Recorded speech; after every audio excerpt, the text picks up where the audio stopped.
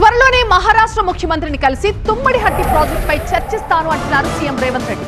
కడుపులో విషం పెట్టుకుని ప్రాజెక్టులకి అడ్డుపడొద్దంటూ సూచించారు.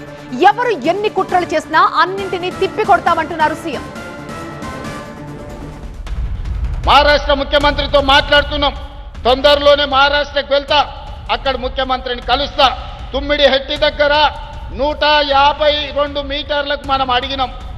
148 మీటర్ల ఎత్తున కట్టడానికి వాళ్ళు ఒప్పుకున్నారు. ఏదో వయా మీడియాగా 149 150 మీటర్ల ఎత్తున తుమ్మిడిహట్టి దగ్గర ప్రాజెక్టు, గోదావరి ప్రాణహిత చేవెళ్ల ప్రాజెక్టును కట్టి ఆదిలాబాద్ జిల్లాకు 1.5 2 లక్షల ఎకరాలకు నీళ్లు ఇస్తాం. అదేవిధంగా మల్లన్న సాగర్ నుంచి మెదక్కే మలిపిన గోదావరి జలాలను మళ్ళీ రంగారెడ్డి జిల్లాకు తెచ్చి చేవెళ్ల, వికారాబాద్, తాండూరు, పరిగి, కొంత కొడంగల్ ప్రాంతానికి కూడా గోదావరి జలాలను తరలించడం ద్వారా ఈ ప్రాంత రైతాంగాన్ని కూడా ఆదుకునే బాధ్యత కాంగ్రెస్ పార్టీ తీసుకుంటుంది.